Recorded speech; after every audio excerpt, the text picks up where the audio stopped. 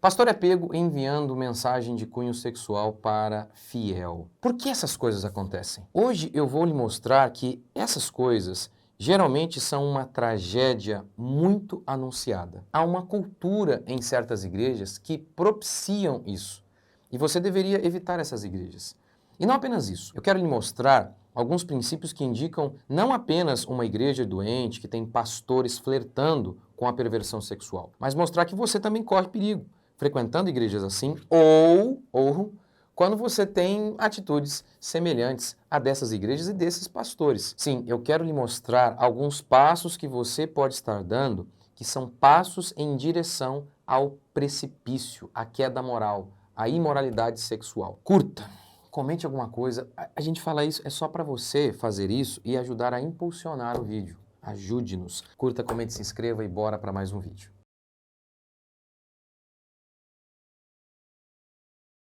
Vamos lá então. O primeiro grande motivo que a gente vê essas coisas acontecendo com pastores, é que a gente está citando pastores por conta desses escândalos que a gente ouve aí ultimamente. E aí é um negócio interessante, porque se pastores, ao quebrarem esses princípios aqui, eles estão muito mais suscetíveis a caírem em pecado, e a gente espera que o pastor seja a pessoa mais madura ali, um dos mais maduros, imagine os outros, então, se flertarem com essas atitudes aqui. Então, primeiro motivo que leva muitas igrejas, muitos pastores e cristãos a escândalos sexuais. Primeiro, a sensualidade das igrejas. Eu creio que você deve analisar isso ao decidir frequentar uma igreja ou acompanhar algum pastor. Há, no ministério dessa igreja, desse pastor, pregação piedosa sobre vestimentas. Ou lá é aquele negocinho do não julgueis, porque na Bíblia não está escrito não usarás calça legging em público aí no meio de todo mundo. Ah, nossa, seus fariseus. Esse discurso que vê legalismo em tudo. Tudo eles dizem, isso é legalismo, porque não tem uma passagem explícita proibindo essa roupa aí. Não tem uma passagem explícita. Mas tem princípio e tem ordem para que as mulheres se vistam com decência e modéstia. Aquela calça tuchada, você acha que aquilo ali é decência? Mulheres expondo tudo. O pastor com calça restart, coladinha. É o restart que tinha coladinha? Isso está obedecendo o vista-se com modéstia? Mas então, nessas igrejas, e essas pessoas, esses pastores, que o tempo todo estão justificando o pecado, pecado claro, e eles dizem, não julgueis. Olha o amor, no lugar em que você vê isso, você pode ter certeza, ali essa pessoa está flertando com o pecado sexual. Ora, mesmo numa igreja séria, seguindo todos os princípios, todos estamos suscetíveis aos pecados sexuais. Mas quando você encontra uma igreja que tem esse discursinho do não julgueis, meu amigo, essas pessoas, tanto o pastor quanto as pessoas dali, estão na beira do precipício. Na beira do precipício. Ah, de que adianta um vestido longo e uma língua comprida? Olha o argumento para justificar a perversão. É um absurdo. O pastor e a mulher do pastor, eles são piedosos nas suas vestimentas? Rapaz, eu já cansei de ver isso. Tá lá um pastor e ele é acusado de algum pecado sexual, alguma coisa nesse sentido. E aí você nota a roupa do cara, a roupa da sua esposa. Não, o pastor foi acusado de importunação sexual. Fui ver o Instagram do cara, é assustador. A mulher do cara é um negócio assim assustador. Assustador. E assim, desconfie. Desconfie também de pastor que posta mensagens que aparentemente visam mostrar quão apaixonado ele é, né, pela sua esposa, mas na prática está expondo sensualidade, aquele beijo apaixonado, sabe? Aquele beijo caliente que desentope fossa e todo mundo vendo, ali na praia seminu, e às vezes com o farol aceso. Isso aí é coisa de pastor? Isso é coisa de pastor? Ficar expondo o seu corpo e de sua esposa? Rapaz, é assustador ter que falar isso, mas como que a gente chegou num nível desse, né? E os pastores... É assustador, até foge as palavras, é um negócio assustador. E é assustador também, não apenas a sensualidade das mulheres, dos pastores, mas é assustador a sensualidade do pastor. Na Bíblia, quando Deus vai falar de vestimenta, ele se direciona especificamente às irmãs. Eu não lembro de Deus falando, olha, irmãos, tomem cuidado com as suas roupas. Por quê? Porque você nota que a sensualidade é um pecado intrínseco das mulheres. Mas hoje a gente tem que falar para os irmãos, olha, cuidado com as suas vestimentas. É um absurdo. A gente tem que falar isso. É uma fraqueza que é peculiar às irmãs, e a gente está vendo isso nos homens. Calças apertadinhas, camisetinhas apertadinhas. Cuidado com o pastor também que prega sobre questões sexuais de maneira leviana, brincalhona, porque a boca fala do que está cheio o coração. Se não há reverência no modo que tratam disso quando pregam, você pode ter certeza, a boca fala do que está cheio o coração, não há reverência lá dentro. Efésios, Paulo ordena assim: mas a prostituição e todo tipo de impureza ou cobiça nem sequer sejam mencionados entre vós. Obviamente, Paulo não está proibindo aqui que a gente pregue contra essas coisas. É óbvio que a gente tem que pregar. Mas olha a preocupação de Paulo com a nossa linguagem. Ele está falando ali no dia a dia, ele diz, olha, como convém a santos. Nem haja indecências, nem conversas tolas, nem gracejos obscenos, pois essas coisas são inconvenientes. Pelo contrário, haja ações de graça. Então, ele está dizendo, olha, nem mencione isso no seu dia a dia. É óbvio que o pastor, ele vai ter que mencionar isso quando ele prega sobre isso.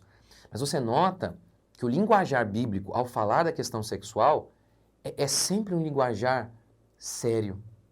É sempre um linguajar com extrema reverência. Por quê? Eu explico isso em outros vídeos. Sim, o pecado sexual ele é mais grave que outros. Explico isso também no meu curso Sexualidade Cristã. O que é algo obsceno? É quando você leva algo para o público que é privado. Você pega aquilo que é privado e leva para o público. Mesmo que seja uma coisa lícita. Mesmo que seja uma coisa lícita. Por exemplo, você e a sua esposa no seu quarto. É lícito. Mas se você expõe aquilo, pronto, já se tornou obsceno. Então, é impressionante como que muitos pastores, eles falam de qualquer maneira sobre esse assunto. Eles não têm nenhum temor e zelo. Eu ouvi um pastor um dia falando sobre, ele falou assim, olha, quem aqui já namorou cabrita quando era criança? E todo mundo, kkkkkkkk. O cara está falando sobre zoofilia e rindo. E rindo. Coloquem aqui quem você acha que é a pessoa. É um absurdo. Há toda uma preocupação, então, com a linguagem, porque a boca fala do que está cheio o coração. Agora, vamos lá. Sabe outro motivo? Eu acabei falando um pouquinho dele já. Outro motivo que explica a queda sexual de tantos pastores e de crentes? Pregação. A pregação em muitas igrejas, hoje, é apenas a pregação do amor. Eles se vangloriam de não julgar. Eles se vangloriam de pregar sobre a graça, mas o que pregam não é graça, é uma falsa graça. A pregação em muitas igrejas não é pregação, é terapia. O púlpito se tornou um divã, em que o objetivo não é expor os nossos pecados, não é mostrar quão terrível é o pecado, para daí então mostrar o que de fato é a graça. Porque a graça ela faz sentido quando você expõe quão terrível é o pecado. E você expôs o pecado, aí a graça faz sentido. Graça sem convencimento de pecado não é graça. Sem exposição da lei, primeiro vem a lei, depois a graça. Primeiro vem a exposição do pecado, como Paulo diz, a lei nos conduziu até Cristo como um mestre. Tá vendo? É isso que a gente precisa entender. Agora, essa pregação que só é sobre consolo, o consolo é uma parte do evangelho, mas o consolo é uma parte. A heresia é quando você pega uma parte e faz dessa parte o todo. Por isso que às vezes as pessoas falam, poxa, aquele cara ali, a pregação dele, pastor, você não concorda com essa pregação dele? Eu concordo. O problema é que ele só prega sobre isso. Fez uma pregação ali sobre consolo e tal, e uma bênção. Aí alguém tem como dizer, isso é heresia? Não é. O problema é só sobre isso. Nada de expor os pecados mais moderninhos, os mais espinhosos. Você lembra a pregação de Jesus? Arrependei-vos porque está próximo o reino dos céus. Óbvio que isso aqui, gente, o evangelista pensou, como que eu posso resumir? O que era a tônica da pregação de Jesus? Aí resumiu em uma frase, arrependei-vos porque está próximo o reino dos céus. Em muitas igrejas, retirou-se o arrependei-vos. Eles ficaram apenas com o reino dos céus. Então, uma igreja que prega essa falsa graça é uma igreja que não expõe o pecado. E uma igreja que não expõe o pecado tem a tendência de acobertar o pecado. E aqui eu entro no meu terceiro motivo que explica a queda sexual de pastores e de crentes. É porque não há disciplina bíblica em muitas igrejas. Calvino disse que uma das marcas de uma verdadeira igreja é a prática da disciplina bíblica. Em muitas igrejas não há disciplina, há acobertamento. Há acobertamento em nome do amor ao pecador. O cara fez um negócio errado lá, está em pecado, mas eles não falam nada. E fica ali tudo quietinho. E aí dizem, é por amor ao pecador. Mentira. Na realidade é amor pela denominação. É o medo de manchar o nome da igreja, de estragar o negócio. Pequenas igrejas, grandes negócios. Porque Paulo disse que os presbíteros que vivem em pecado, eles devem ser repreendidos na frente de todos. Esse é o método bíblico. Ou seja, quando tal coisa acontece, o líder deve vir a público e confessar. A liderança da igreja não pode esconder. Mas o que muitas igrejas fazem? Escondem, transferem o pastor de cidade e fingem que nada aconteceu. E sabe, esse negócio aqui de praticar isso, de olha, se a pessoa vive em pecado, ela vai ser repreendida na frente de todos, terá que confessar na frente de todos, você acha que, que isso, nossa, que pesado. Não, não é. Não é. E eu já participei disso. Eu já vi esse tipo de disciplina correr. E sabe o que acontece? As pessoas, elas sentem confiança na igreja. Porque, ora, até na igreja de Paulo tinha um cara lá saindo com a madrasta. Tá vendo? Até em igreja verdadeira pode acontecer isso. Mas quando acontece isso, a liderança séria vem lá e fala, olha, você vai ter que confessar publicamente. Sabe o que eu vi? Eu vi a pessoa confessando, o líder confessando, e a congregação acolhendo a pessoa. Porque quando você confessa, as pessoas se quebrantam. Mas quando você esconde, as pessoas ficam com raiva. Ou seja, é a melhor coisa para a igreja que se faça o que Paulo ordenou. Aquele que vive em pecado, ele tem que ser exposto, ele tem que vir a público e confessar esse pecado imoral, essa imoralidade sexual na frente de todos. Mas em muitas igrejas há uma cultura de acobertar. Acobertar. E obviamente, né, pensando assim em pastores, quando eles têm uma repercussão nacional, há pessoas que o seguem em todo lugar. Então, na minha opinião, um pastor desse ainda deve vir a público mesmo. A quem mais é dado, mais é cobrado. A público e fala, olha, fiz algo errado e confessar. E esse princípio que eu estou falando aqui, ele procede do primeiro, a pregação. A pregação do só love, do não julgueis, ela leva a esse acobertamento de pecado. Outro motivo que leva à queda sexual de pastores e de crentes, a arrogância. Deus resiste ao soberbo. A soberba precede a ruína. É um princípio repetido na Bíblia, sim, e muito, que o orgulho te levará à vergonha. Deus vai abater os arrogantes. E não há nada que traga mais vergonha do que a queda sexual. Muitas vezes os pastores agem como celebridades. São pastores que vivem ostentando, relógio caro, roupa cara, enfim. E sabe que nisso pode ter lá uma raiz de sensualidade? Porque a sensualidade, ela é filha da arrogância, do desejo de chamar a atenção para si. Portanto, tome cuidado. Ninguém deve ficar ostentando. O objetivo dos bens materiais é para nos servir e não para a gente se expor e mostrar que a gente é melhor. Não, o objetivo das coisas materiais não é para expor, é para a gente usar essas coisas. Então tome cuidado, você, com a sua própria vida, se você ostenta demais. Tome cuidado com pastores ostentadores. Sabe por quê? Porque muitas vezes pastores ostentadores se tornam pastores adúlteros. Convém que ele cresça e eu diminua, disse João.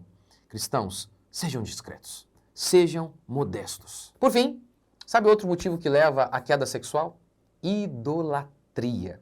Paulo, em Romanos capítulo 1, fala que o homem abandonou Deus e se tornou idólatra. Por isso, Deus entregou o homem a paixões sexuais. Você pode conferir lá em Romanos, é exatamente assim. O homem abandona Deus, se torna idólatra e Deus o entrega às paixões sexuais. De modo que a perversão sexual, diz o texto bíblico, já é o juízo de Deus sobre homens que se tornaram idólatras. A queda sexual é sempre precedida por um relacionamento incorreto com o Senhor.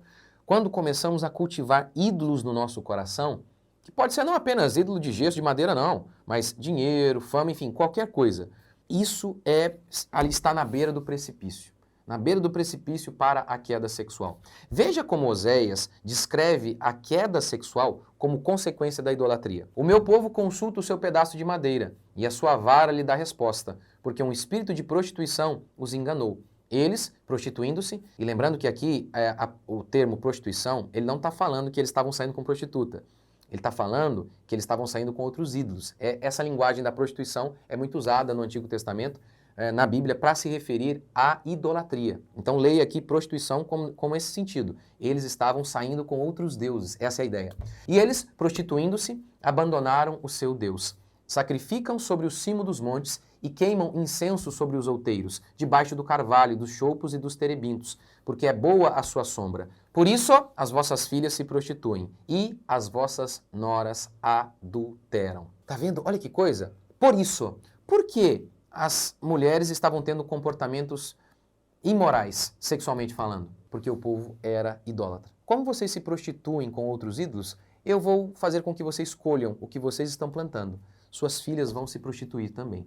Ou seja, o adultério, a prostituição daquelas mulheres, diz o texto bíblico, era o juízo de Deus sobre um povo que havia se tornado idólatra. Portanto, como eu disse, mesmo que você frequente uma igreja que pratica tudo isso aqui, É óbvio que é possível que existam escândalos sexuais, como existia na igreja pastoreada por Paulo. Ou melhor, né? Paulo foi o fundador da igreja de Corinto. Agora, se você está numa igreja ou você tem comportamentos como esses que eu acabei de descrever aqui, você não tem disciplina bíblica, você não é disciplinado por ninguém, a pregação é essa pregação água com açúcar, só love. Se você está num ambiente desse, aí, meu amigo, não é que você está suscetível, não. Você está na beira do precipício. Agora, quando a gente ouve falar sobre escândalos sexuais, eu acredito que essas coisas existem principalmente para que a gente pense: o que a gente está fazendo com a igreja? Com a nossa vida? O que estamos fazendo com a igreja? A igreja é casa do Senhor ou casa de show? Casa de oração ou casa de show? O pastor é um servo do Senhor ou um artista? Não deveríamos voltar à simplicidade daquele culto em que o pastor não é uma celebridade, mas o nosso irmão mais velho ali que nos ajuda em nossa caminhada? Tá certo essas pregações? Só love, né? Tem gerado aí santidade? Tem gerado? Tá certo essa pregação em que só se fala de consolo, de amor, mas nunca se faz pregação em que expõe os pecados modernos, que nunca confronta o pecado? Isso tá certo? Deixa aqui um comentário sobre o que você achou deste vídeo. Deus abençoe. Até o próximo vídeo.